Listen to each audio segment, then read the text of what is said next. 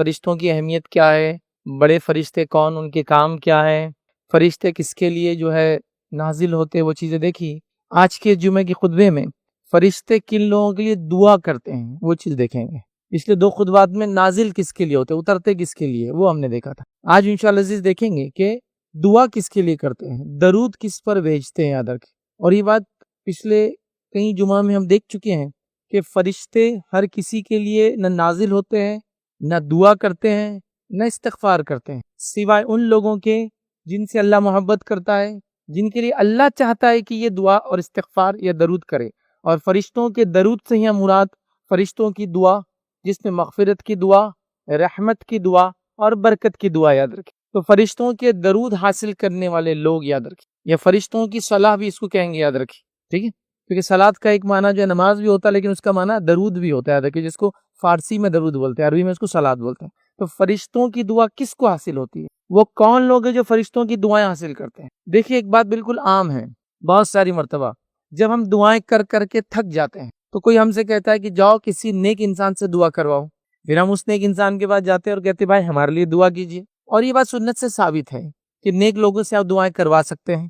نبی اکرم صلی اللہ علیہ وسلم سے صحابہ نے کروائی، صحابہ نے ایک دوسرے سے بھی دعائیں کروائی، ایک دوسرے کو بھی کہتے تھے دعا کرو، اور صحابہ نے تابعین سے بھی کہا کہ ہمارے لیے دعا کرو۔ کچھ روایتیں ایسی بھی ملتی ہے کہ عمر رضی اللہ عنہ نے جو ہے ایک بار جو اویس قرنی رحمۃ اللہ علیہ، یہ صحابی نہیں ہے لیکن ان سے کہا کہ میرے لیے دعا کرنا ہو، تو پتہ چلا دعا کروانا دوسرے سے یہ ثابت ہے۔ بلکہ ایک روایت میں تو یہ الفاظ ہے، عمر رضی اللہ عنہ شاید عمرے یا حج کے لیے جانے لگے تو اللہ کے رسول صلی اللہ علیہ وسلم نے ان سے کہا کہ اے عمر مجھے دعا میں یاد رکھنا۔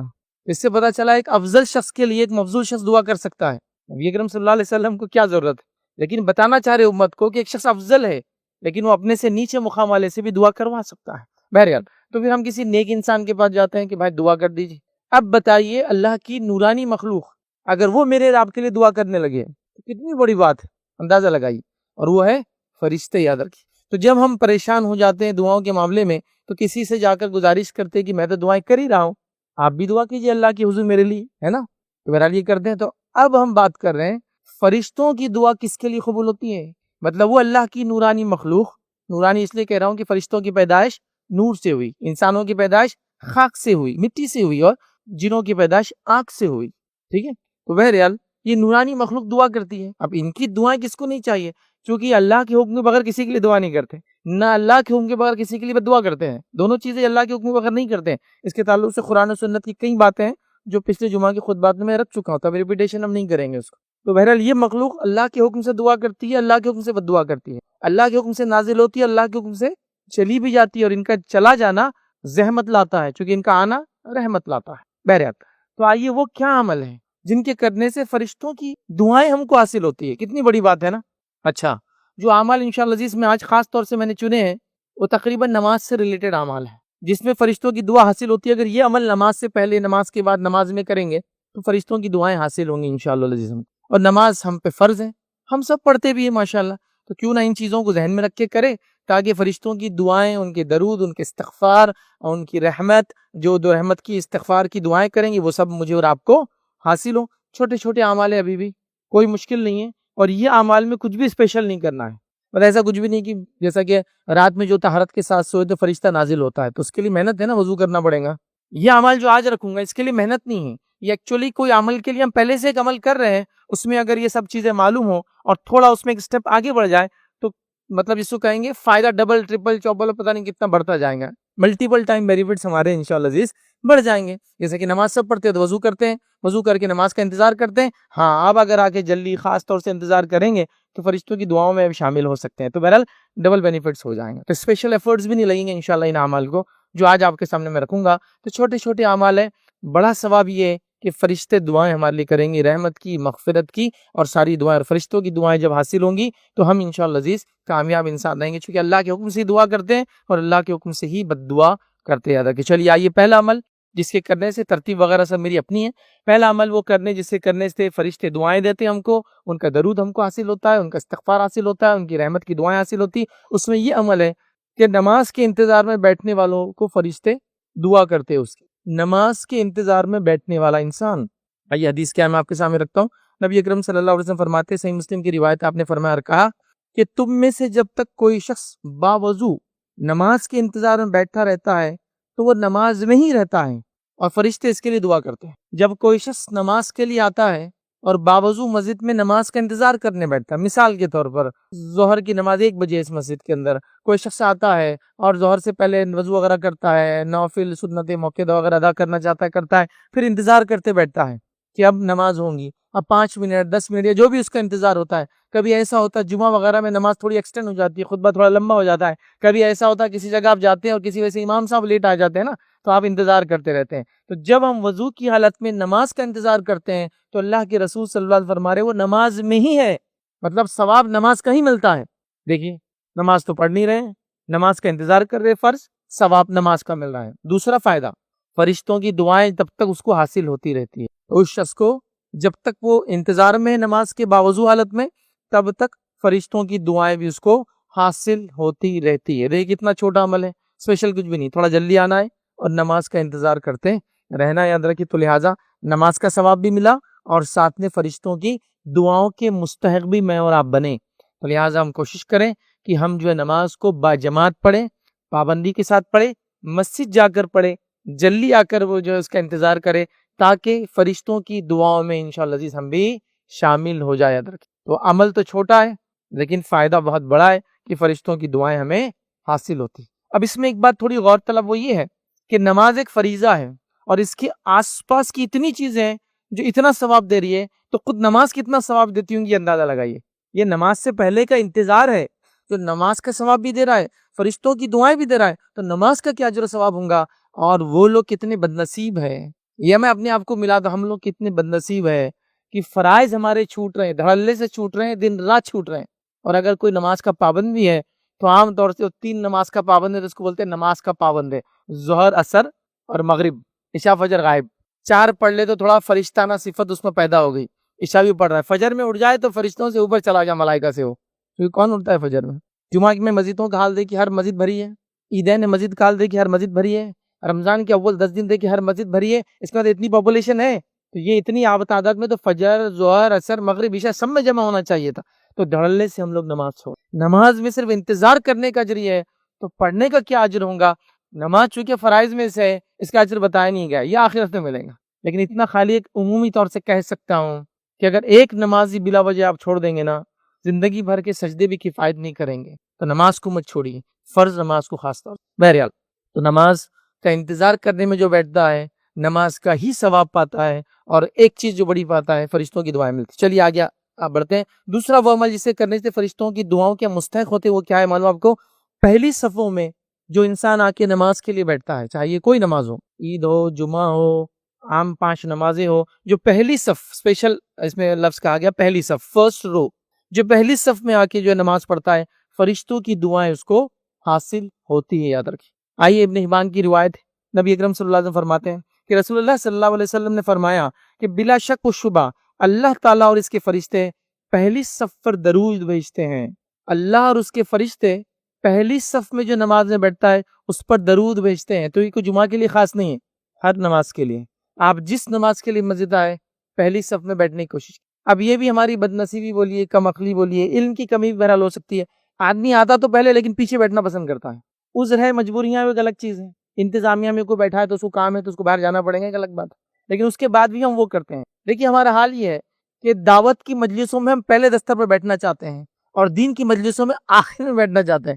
اگر سمجھ لیجیے آپ کو کہے کہ دعوت ہے جائیے تو آپ بولیں گے رش تو زیادہ دکھ رہا، لڑ جھگڑ کے وسیلہ لگا کے، عام زبان میں بولیں گے لگا لگا کے آگے جاؤں گا اور کھانا پہلے کھاؤں گا، تو دینی کھانے کی مجلسوں میں آگے جانا چاہتے ہیں، جبکہ اس کے فائدے اور فضائل کچھ بھی نہیں بتائے گئے کہ بھائی کھانے میں تم پہلے آئیں گے تو فرشتے نازل ہوں گے، برکت زیادہ ہوں گی، کھانا زیادہ ملے گا، ایک ٹائم کھا تو 4 دن بھوک نہیں لگیں گی، کوئی فضیلت نہیں ہے اس کی، کچھ بھی نہیں ہے، اسپیشل نتھنگ، لیکن ہم اس میں آگے بیٹھنا چاہتے ہیں۔ اور جہاں دین کا فائدہ اور اجر ہے لا تعداد، وہاں آتے تو ہے جلدی کبھی کبھار، لیکن آگے بیٹھنا نہیں چاہتے ہیں۔ یہ کیا مزاج ہے نہیں معلوم، یہ کیوں بنا میں نہیں جانتا ہوں، اس کی وجہ میں ایکسپلین نہیں کر سکتا، لیکن ایک مزاج ہے کہ آتے تو لوگ جلدی ہے لیکن پہلی صف میں نہیں بیٹھنا چاہتے۔ شاید جانے کی جلدی، ٹھیک ہے، میں نے کہا مجبوریاں ہیں تو مجبوریوں کے لیے تو ہم بول رہے ہیں، مجبوری ہے کہ آپ کا پیشنٹ کہیں ہے، آپ آگے کارنر میں بیٹھتے جلدی سے نکلنا چاہتے، ٹھیک ہے نا، سمجھ میں آ رہا، نہیں کوئی مجبوری نہیں ہے، لیکن ایک مزاج ہے۔ آپ کو کیا لگتا ہے پہلی صف میں جو اتنا اجر مل رہا ہے یوں ہی دیا جا رہا ہے؟ ایسی ظاہر سی بات ہے دل نہیں چاہتا ہے وہ کرنے کو، تبھی تو ریوارڈ اسپیشل دیے جا رہے ہیں. اور کس کا درود، کس کی دعا؟ حدیث میں الفاظ ہے اللہ تعالیٰ اور اس کے فرشتے درود دیتے ہیں. اور اللہ کے درود مانا اس کی مغفرت، اس کی رحمت، اور فرشتوں کے درود کا مانا ان کی دعائیں ہمارے لیے ادا. تو اللہ بھی دعا دے رہا ہے یا ہمارے لیے جو ہے درود دے رہا ہے، اور فرشتے بھی یہ کام کر رہے ہیں جو پہلی صف میں آ کر بیٹھتا ہے. تو کوشش کیجئے جب آپ مسجد جائے، چلی پہلی نہیں ملی، پہلی بھر گئی تھی، جتنا آگے ہو سکتا بغیر لوگوں کو تکلیف دیے، بغیر لوگوں کے کاندھوں پہ سے اگالے. ہاں لیکن اگر آگے کے لوگوں نے خالی جگہ چھوڑی ہے اور پیچھے والا پھر کاندھے اگال کر آتا ہے، پھر اس کو گناہ نہیں ہے، پھر وہ گناہگار نہیں ہوگا. گناہگار کب ہوگا؟ جب وہ خواہ لوگوں کو چیر کے جگہ نہیں بھی ہے تو صف کے بیچ میں ہوتی ہے جگہ، کچھ لوگ آگے وہاں بڑھ جاتے ہیں، وہ جائز نہیں ہوگا. بلکہ اللہ کے رسول نے تو کہا اس کا جمعہ کا ثواب چلا جائے گا. لیکن اگر آپ خالی جگہ آگے چھوڑتے ہیں اور وہ پیچھے سے آتا ہے، حتیٰ کہ آپ نماز بھی پڑھے اور آپ کی نماز کے سامنے سے بھی آئے، وہ گناہگار نہیں ہوگا پھر، کیونکہ وہ پہلی صفوں کو پورا کرنے آ رہا ہے اور آپ نے اس کو مجبور کیا آگے آنے پر کہ پہلے آنے والے لوگ آگے نہیں بیٹھے. پہلی صف خاص طور سے یہ الفاظ ہے، پچھلی پہلی دوسری تیسری کے بھی ہے لیکن یہاں پہلی کے آ رہے ہیں. تو جو پہلی صف میں بیٹھتا ہے اللہ تعالیٰ کی بھی درود حاصل کرتا ہے. نبی اکرم صلی اللہ علیہ وسلم فرما رہے ہیں کہ فرشتوں کا درود بھی وہ شخص حاصل کرتا ہے. تو کوشش کیجئے جس مسجد جائے، جس نماز کے لیے جائے، اور جب بھی جائے سب سے آگے بیٹھنے کی کوشش، سب سے پہلے آگے بیٹھنے کی. ٹھیک ہے، تو یہ بات ہم کو سمجھنا چاہیے تھا. چلیے کچھ مسجدوں میں ایسا ہوتا ہے کہ بھائی آگے بڑھ گئے تو نکلنے کو جگہ نہیں ہوتی ہے، لیکن ہماری مسجد میں آگے سے نکلنے کی بھی جگہ ہم رکھتے ہیں. عام نمازوں میں سائڈ سے نکلنے کو بھی جگہ رکھتے ہیں، پھر بھی لوگ پیچھے بیٹھتے ہیں. آ کر پہلے انتظار پیچھے چلتا ہے، پھر لوگ آگے آتے ہیں. تعجب کی بات ہے، کئی ثواب میں سے یہ ثواب ہے. ویسے تو اور کئی ثواب ہے پہلی صف ہو گیا، ابھی وہ مقصد نہیں رکھنا، لیکن ابھی ہمارا صرف فرشتوں سے ریلیٹڈ ہے، اس لیے پہلی صف کے دیگر فضائل نہیں رکھ رہا ہوں، ورنہ لاتعداد فضائل ہے پہلی صف کے. بہرحال تو پہلی صف میں آگے بیٹھیں گے، اللہ اور اس کے فرشتے درود بھیجیں گے آپ پر، یہ فائدہ ہے. اب آئیے، ٹھیک ہے. اسی طرح جو ہے ایک اور روایت کے الفاظ ہے بلا شک و شبہ اللہ تعالیٰ اور اس کے فرشتے اگلی صفوں پر درود بھیجتے. یاد رکھیں اسی معنی میں. اسی کے اندر جو بات آ رہی ہے اگلی صفوں میں، چونکہ اگلی صفوں سے مراد یہ پہلی کے علاوہ ہے. یاد رکھیے یہ سنن نسائی کی روایت ہے، تو اس کے اندر آ رہا ہے اگلی صفوں میں. تو اگلی سے مراد یہ کہ جو پہلے آئیں گا، پھر جو اس کے بعد آئیں گا، جو اس کے بعد آئیں گا، اور جو اس کے بعد آئیں. تو کوشش کرنا چاہے پہلے تو پہلی صف میں آئے، اور پہلی صف میں نہ ہو تو اگلی صفوں میں، مطلب جتنا آگے جگہ مل سکتی اتنے آگے. جیسا میں پہنچا 2 صفیں ہو گئی تھی تو میں تیسری میں آگے بیٹھوں، پیچھے نہیں. چوتھی میں باقی، چوتھی میں فل کروں گا، پھر پیچھے نہیں، پھر 5 فل کروں، پیچھے نہیں. سب سے پہلے صفوں کو فل کریں گے، اس کے بعد جیسا جیسا پیچھے ہوتے جائیں گے ویسا ویسا پیچھے جاتے جائیں گے. تو پہلی صف کی فضیلت آ گئی اور اس کے بعد اگلی صفوں کی فضیلت بھی یہاں ہم کو پتہ چل گئی. یاد رکھیں. آئیے تیسری بات جس کے نتیجے میں فرشتوں کی دعائیں ہم کو حاصل ہوتی ہے وہ کیا ہے؟ یاد رکھیے وہ یہ ہے کہ صف میں ایک تو اگلی صف میں آنا، اور صف میں امام کے سیدھے ہاتھ کی طرف کھڑے ہونا. اس کے اسپیشل فضائل ہیں. فرنٹ روز میں آنا نماز کے لیے، اور امام کے رائٹ سائڈ کھڑے ہونا. اس مسجد میں یہ ہوگا رائٹ سائڈ، ٹھیک ہے، کیونکہ امام کا رائٹ، امام جب کھڑا ہو جائیں گا تو رخ بدل جائیں گا اس کا ڈائریکشن. جب وہ قبلے طرف منہ کرتا ہے تو اس کا سیدھا یہ ہے، اس کا الٹا یہ ہے. تو جو شخص نماز کے لیے آتا ہے اور امام کے سیدھے طرف پہلے رو کو فل کرتا ہے، مطلب اس میں ادب بھی ہے کہ آپ کو پہلی صف فل کرنا ہے تو پہلے سیدھے طرف فل ہونا، پھر الٹے طرف ہونا. لیکن اب لوگوں کی مجبوری یہ ہے کہ ہم شارٹ کٹ بھی نہیں، شارٹیسٹ کٹ دیکھنا چاہتے ہیں، کیونکہ اگر وہاں سے یہاں تک آؤں گا تو 20 قدم زیادہ ہو رہے ہیں، وہاں سے یہاں آؤں گا تو 5 قدم میں پہنچ جا رہا ہوں، تو 15 قدم زیادہ، انرجی زیادہ، کیلوریز جلتی ہے، اس میں پرابلمز ہوتے ہیں.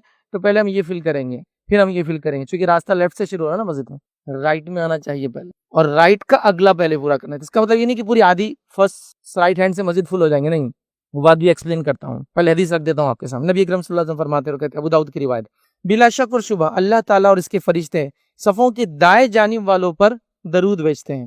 امام کے رائٹ ہینڈ سائڈ کر رہے کہ نماز پڑھنے والوں پر درود بھیجتے ہیں. اس کا کیا معنی؟ صرف رائٹ ہینڈ سائڈ پورا فل کر دے، پہلی کا رائٹ، سیکنڈ کا رائٹ، تھرڈ کا رائٹ، نہیں. اس لیے کہ پہلی سب سے افضل ہوئی، اس میں امام کا رائٹ سائڈ سب سے افضل ہوا.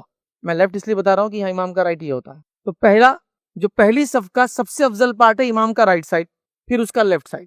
پھر دوسری صف کا سب سے افضل پارٹ ہے اس کا رائٹ سائڈ، پھر اس کا لیفٹ سائڈ. اب کوئی کہے کہ پہلی صف کا رائٹ فل ہوگا تو میں سیکنڈ کا کیا رائٹ فل کروں؟ نہیں، کیونکہ سیکنڈ کے رائٹ سے فرسٹ کا لیفٹ افضل ہے، کیونکہ پہلی صف افضل ہے نا. پہلی صف میں اس کا رائٹ سائڈ افضل ہے، پھر اس کا لیفٹ ہے. دوسری صف میں اس کا رائٹ ہے، پھر اس کا لیفٹ ہے. لیکن لیفٹ جو سیکنڈ رو ہے، دوسری جو صف ہے، وہ پہلی صف سے کبھی بھی افضل نہیں ہے، چاہے اس کے رائٹ میں کھڑو چاہے لیفٹ میں، تو یہ افضل ہے. تو پہلے پہلی صف فل کرنا چاہیے، جس میں لوگ آتے پہلے رائٹ تلاش کریں. جیسے آپ کو اگر مل جائے کہ بھائی اے سی ٹرین ہے اور سیٹ فری مل رہی ہے تو سب سے اچھی جگہ پہلے بھاگتے ڈھونڈیں گے. تو ویسے سب سے اچھا مقام یہ ہے کہ آتے ہی سب سے رائٹ ہینڈ کے سائڈ سب سے آگے بیٹھنے کی کوشش کرنا چاہیے. اور اگر پہلی صف فل ہو رہی ہے تو پہلے اس کا رائٹ، پھر اس کا لیفٹ، پھر سیکنڈ میں آپ پہنچے تو پہلے اس کے رائٹ میں بیٹھنے کو وفل ہے تو پھر اس کا لیفٹ، پھر تھرڈ میں پہنچے تو اس کا رائٹ، پھر اس کا لیفٹ، پھر اس کے بعد اور اس کے بعد اور اس کے بعد. تو فرشتوں کی دعائیں ان لوگوں کو حاصل ہے جو صفوں کے اندر آتے ہیں اور امام کے رائٹ سائڈ بیٹھتے ہیں. یاد رکھیں وہ ان کا بھی رائٹ سائڈ ہوتا ہے، جو آپ ادھر دیکھتے ہوئیں گے آپ کا رائٹ سائڈ بھی یہی رہے گا، تو رائٹ سائڈ میں بیٹھتے ہیں. تو یہ اس کی فضیلت یہ ہے کہ فرشتے ان لوگوں کے لیے دعائیں کرتے ہیں. کتنی بڑی بات ہے، دیکھیے کرنا کچھ نہیں ہے، تھوڑا سا مینجمنٹ، نماز کو تو آئے رہے بیٹھ بھی رہے، بس تھوڑا سا ایڈجسٹمنٹ کر کے سوچ سمجھ کے بیٹھنا ہے تاکہ مجھے اجر و ثواب ملے، ٹھیک ہے، اور میں اس کا بینیفٹ اور فائدہ اٹھا لوں. یہ بہت بڑی بات ہے، یاد رکھیں یہ بہت بڑی بات ہے، اس کو سمجھنے کی ضرورت ہے. یاد رکھیں اور کچھ بھی نہیں کرنا ہے، ایسے میں نے شروع میں کہا ان کاموں کے لیے کچھ بھی نہیں کرنا ہے. خواتین کے اندر بیٹھی ہے، وہ بھی چیزوں کو سن رہی ہے. خواتین کے اندر ایک عجیب مزاج ہے، وہ پہلی بار جمعہ کو جب جس مسجد میں آتی جہاں بیٹھتی ہے، دوسرے بار آتی ہے تو وہیں بیٹھتی ہو چاہے اگلی پوری صفحے خالی رہے. نہیں ہم یہیں بیٹھتے ہر بار، بلکہ آ کے دوسروں کو اٹھاتے ہو، اٹھو یہاں سے، کتنے جمعہ سے ہمارے یہیں بیٹھتے، چلو آگے جاؤ آپ، اور خود پیچھے بیٹھ رہی ہیں. سبحان اللہ، یہ اجر، یہ ثواب. ویسی عورتیں مسجد نماز کو نہیں آ رہی تو یہ صفوں والے ثواب سے تو محروم ہی رہیں گی نا. بٹ نیچرلی یہ جو فضیلتیں بتائی جا رہی ہے، یہ صفوں کی بتائی جا رہی ہے، جماعت کی بتائی جا رہی ہے، مسجد میں آنے کی بتائی جا رہی ہے، تو آلریڈی محروم ہے. ایک جمعہ آ رہے ہیں اس کو محروم کر دے رہے ہیں، اس میں بھی اپنے ڈھنگ سے بیٹھ رہے ہیں، اپنی منمانی کر رہے ہیں. ہم تیسرے روم میں بیٹھتے ہیں مسجد کے، تیسرے میں بیٹھ رہے ہیں، حالانکہ دو خالی ہے. بھائی آج جلدی آ گیا آپ؟ نہیں ہمارا کیا ہے وہ عادت ہے ہم کو، ہم تیسرے روم میں بیٹھتے ہیں اس مسجد کے. پہلے میں بیٹھیے، اس کی پہلی صف میں بیٹھی، پہلی فلور کی دوسری میں بیٹھی، پھر اس کی تیسری میں بیٹھی، پھر اس کی چوتھی میں بیٹھی، پھر اس کی پانچویں میں بیٹھی. یہ طریقہ ہے اس کا. پھر پہلا روم فل ہو گیا، پھر سیکنڈ روم میں جائیے، پھر سیکنڈ فل ہو گیا، پھر تھرڈ میں جائیے.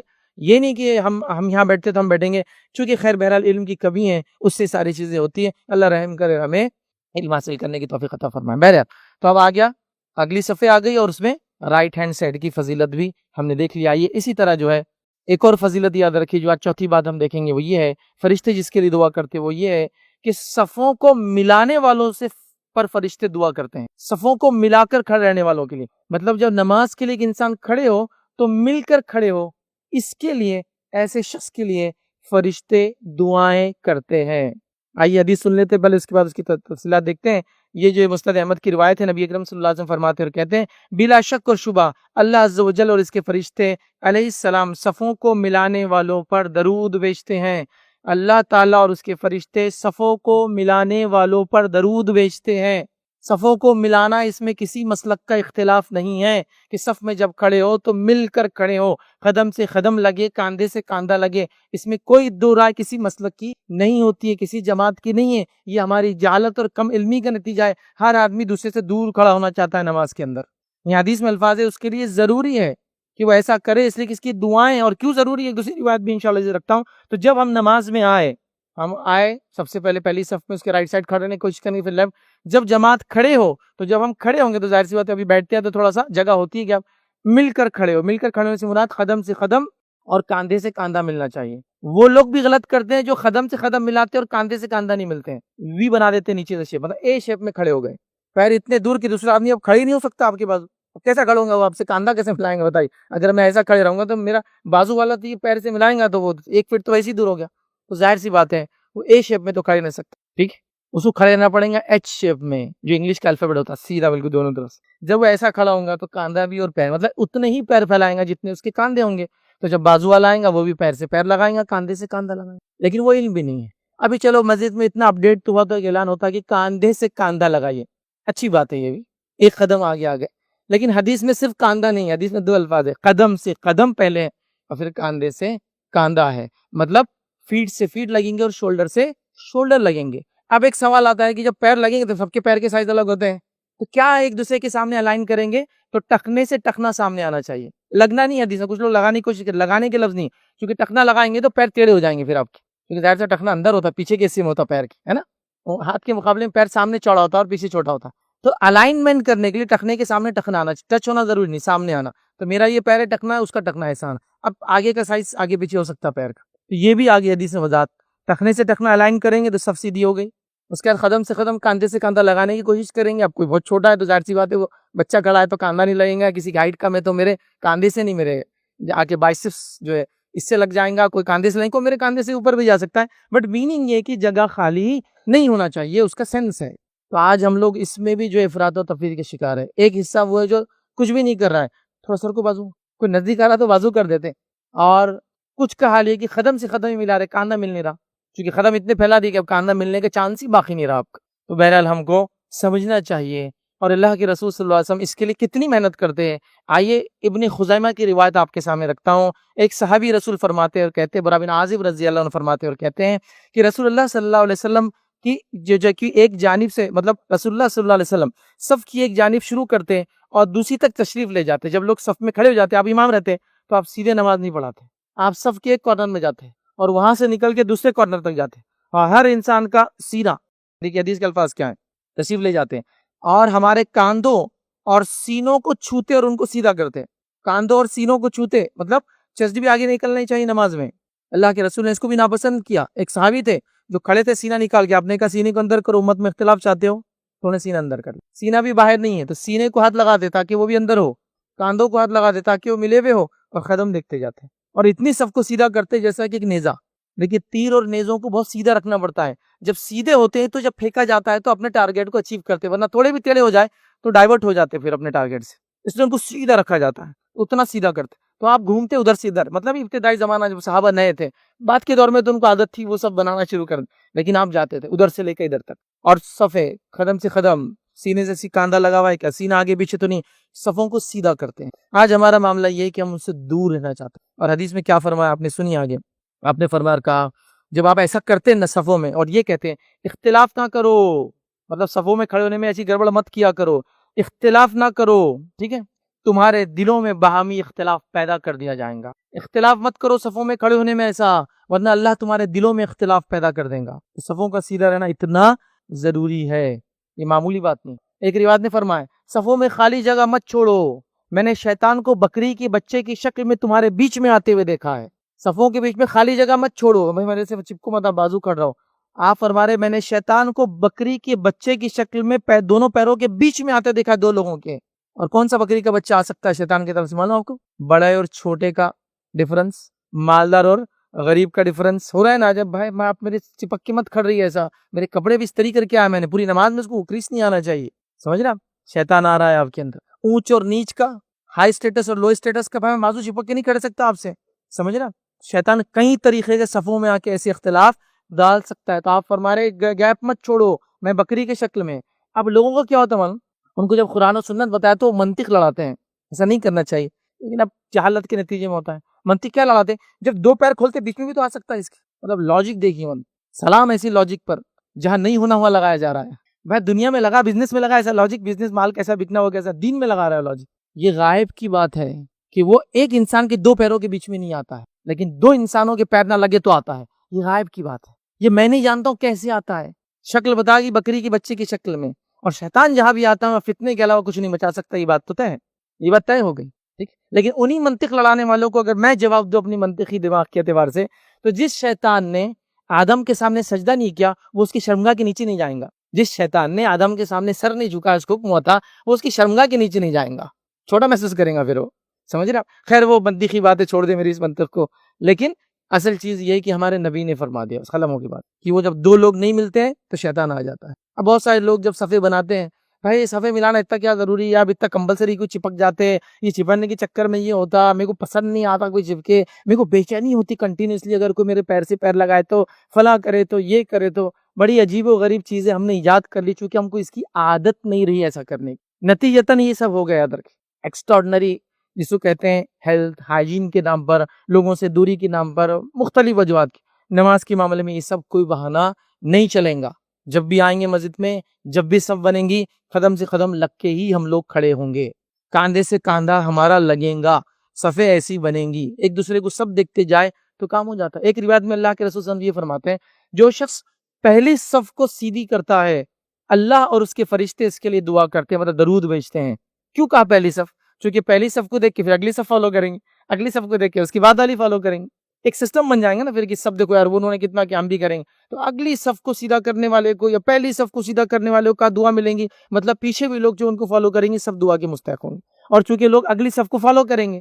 دیکھیے آپ ایک جگہ کہیں مسجد میں صف بن رہی ہے، آگے دو لوگ کھڑے ہوئے پھر گیپ، تین لوگ کھڑے ہوئے پھر گیپ، اور اتنا گیپ ہوتا ہے کبھی کہ آپ دو لوگوں کو سرکائے تو آپ کھڑے ہو سکتے بیچ میں جا کر، اتنا گیپ ہوتا، تو پیچھے والے بھی کیا کرتے ہیں ویسی صفیں بناتے ہیں، پھر لینینسی برتتے ہیں، صفوں میں نہیں ہوتا، لیکن اگلی صفحہ جب سیدھی ہوتی ہے تو پیچھے والے چلو سیدھے ہو جاؤ، پھر اس کے پیچھے والے تارے اگلے والے بہت سیدھا کرے تو ہم بھی سیدھا کرتے ہیں، پھر اس کے پیچھے والے، اور پھر ایک سسٹم بن جاتا ہے ادھر۔ تو بہت سارے لوگوں کا سوال ہوتا ہے بھائی عام مسجدوں میں ایسا نہیں کرتے، آپ اس مسجد میں اور وہ مسجد جہاں جو ہے سلفی مسجدیں ہوتی ہے وہاں لوگ اتنا کیوں صف پہ امپورٹنس دیتے ہیں؟ اس کا امپورٹنس ایکچولی شریعت میں ہے تو دینا پڑے گا نا، دل سے تو میں امپورٹنس نہیں جگا سکتا جو شریعت نہیں دی، جیسا والدین کی اہمیت شریعت نہیں بتائی نا، میں کیسا وہ کروں؟ تو وہ بتائی گئی تو بولنا ہی پڑے گا، اس کی اہمیت ہے۔ منمانی اگر میں کوئی فضیلت بتاؤں تو پھر آپ مجھے پکڑے کہ بھائی یہ تو منمانی ہے کہ تو نے ماموں کی فضیلت بتا دی، چچا کی بتا دی، پھوپھا کی بتا دی، خالہ کی، یہ خالو کی، خالہ کی تو ہے، یہ کہاں سے آئی؟ تو یہ تو ہے نہیں، میں نے رشتہ داروں کی فضیلت ہے تو بھائی ویسا بولو، عام بات ہے، آپ اسپیسیفک کیسے کریں؟ لیکن جب والدین کا لفظ ہے کہ ماں کے قدموں کے نیچے جنت ہے، باپ جنت کا بیچ کا دروازہ ہے، تو یہ تو مجھے بولنا ہی پڑیں گی، اہمیت دینا ہی پڑیں گی، سب کچھ کرنا ہی پڑے گا۔ تو یہ شریعت ہے ادھر کی، اس میں کوئی جماعت کوئی مسلک کا کوئی اختلاف نہیں ہے، صرف اور صرف ہماری جہالت کے نتیجے میں ہم ایسی صفحے بناتے ہیں جیسی آج بنا رہے ہیں، اور ہمارے دلوں میں اختلاف اس کی وجہ سے آ چکا ہے۔ کیا فرمایا اللہ کے رسول نے کہ صفوں کو سیدھا کرو ورنہ تمہارے دلوں میں اختلاف آ جائیں گے، اور آ چکا ہے، دل ٹیڑے ہو چکے ہیں، اختلاف آ چکا ہے ہمارے۔ تو اب ہمیں صف جب بھی بنانا ہے، یہ الگ بات ہے آپ صف بنانے کے لیے کسی سے قریب ہو، وہ ناراض ہو اور پسند نہ کرے تو ٹھیک ہے، پھر کیا کریں گے؟ پھر تو آپ کو ہٹ جانا پڑے گا، لیکن بزید ہے لوگ، عجیب و غریب معاملہ ہے لوگوں کا، اور لوگ سمجھنے کے لیے اس چیز کو تیار نہیں۔ ایک مرتبہ ایک مسجد میں جانا ہوا، ایک عادت ہے میں بھی کھڑا ہوتا ہوں کسی کے ساتھ تو پہلی بار تو قدم سے قدم لگا دیتے ہیں، پھر وہ صاحب ہٹنا چاہے تو ہٹ جائے، ان کا مسئلہ ہے، پھر کیونکہ لوگ ناپسند کرتے ہیں، ہمارے پاس علم نہیں ہونے کی وجہ سے جہالت، تو وہ صاحب ہٹ گئے۔ ہٹنے کے بعد نماز ختم ہوتے ہی انہوں نے تیز آواز میں بات کی، اب تیز آواز میں جب مسجد میں کوئی بات کریں گے سب سنتے ہیں، ٹھیک ہے، ہمارے مسلک میں یہ طریقہ نہیں نماز میں کھڑے رہنے کا۔ اب بہرحال جس مسجد میں وہ تھے، میں بھی جہاں تھا، ہماری زندگی اس مسجد میں گزری ہے، تو اب لوگ تو سمجھ گئے کہ یار بیچارہ پھنس گیا یہ آدمی۔ میں نے کہا ٹھیک ہے باہر ملاقات کرتے ہیں، مسجد ہے نا۔ پھر جب مسجد سے باہر نکلے تو دارالفتہ تھا بازو میں نے کہا آئیے بیٹھیں گے مفتی صاحب اندر۔ میں نے کہا مفتی صاحب، انہوں نے کہا کہ ہمارے مسلک میں صف قدم سے قدم ملانا نہیں ہے، تو تھوڑا اگر آپ کچھ روشنی ڈالے۔ تو بہرحال وہ مفتی صاحب نے خوب ان کو لتاڑا، خوب لپیٹا ان کو، اور کہا کہ تمہاری جہالت کی وجہ سے مسلک اور جماعتیں بدنام ہوتی ہیں۔ کہاں سے لائے تم نے، کہاں پڑھے تم نے؟ تو کہا میں نے کبھی پڑھا نہیں، لیکن ہم جو مسجدیں پڑھتے ہیں وہاں نہیں کرتے۔ ٹھیک ہے نہیں کرتے، لیکن اس کا مطلب یہ تھوڑی ہے کہ عمل ثابت نہیں، جو آپ نے کہا ہمارے مسلک میں نہیں ہے، تو اس کا تعلق کسی مسلک سے اور جماعت سے نہیں ہے، اس کا تعلق سنت سے ہے، اس کا تعلق نماز کی اصلاح اور درستگی سے ہے۔ نبی اکرم صلی اللہ علیہ وسلم جب اٹھتے نماز کے لیے اور جب امامت کے لیے کھڑے ہوتے تو کہتے کہ صفوں کو درست کرو، صفوں کو سیدھا کرو۔ اعلان ہوتا ہے ہمارے بعضی مسجد میں امام صاحب تھوڑا پڑھتے ہیں تو کچھ لوگ پوچھتے پہلے کیا بولتے ہیں نماز کھڑے رہتے، وہ یہ بولتے کہ صفوں کو سیدھا کرو، اگلی صفوں کو بھرو، خالی جگہ مت چھوڑو، ہے نا۔ آپ عرب میں بھی جائیں گے، حرم میں بھی جائیں گے، استووا، صفوں کو درست کرو، اعلان کرتے واعتدلوا، اعتدال کے ساتھ صفوں کو بھرو، مطلب یہ ایسا نہیں کہ ایک ہی طرف پورا بھر دیا، اعتدال کے ساتھ دونوں طرف بڑھتے رہو، تو یہ اعلان کرتے ہیں تاکہ صفیں درست ہو۔ اب ہمارے پاس لوگ بول رہے ہیں یہ کیا نیا اعلان ہے؟ یہ نبی اکرم صلی اللہ علیہ وسلم اعلان کیا کرتے تھے، جب نماز سے پہلے نبی کو اعلان کر رہا تو کیا معمولی چیز ہو سکتی ہو؟ اس کی کوئی اہمیت نہیں رہیں گی کہ صفوں کو درست کرو۔ آپ گھوم گھوم کے صفوں کو سیدھا کر رہے ہیں، لوگوں کے سینے کاندھوں کو ٹچ کر رہے ہیں، قدم سے قدم ملے نہیں دیکھ رہے ہیں، پھر آ کے نماز کھڑی کر رہے ہیں۔ اللہ اکبر۔ درگاہ کی روایت میں فرمایا نماز میں صفوں کو پیچھے آگے پیچھے مت کیا کرو، گیپس مت چھوڑا کرو، جیسا میں آگے دیکھتا ہوں، یہ آپ کا موضوع تھا، ویسے میں تم کو پیچھے بھی دیکھتا ہوں۔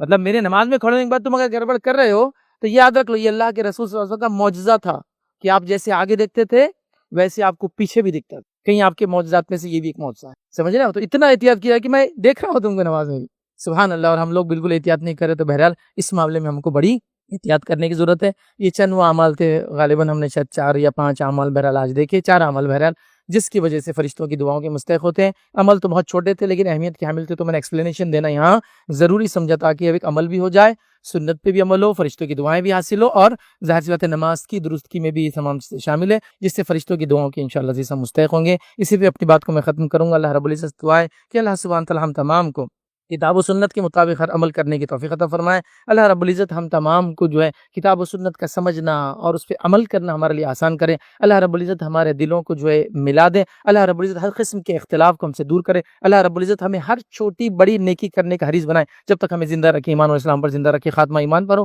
وآخر دعوانا الحمدللہ رب العالمین۔ سبحان ربک رب العزت عما یصفون وسلام علی المرسلین والحمد للہ رب العالمین۔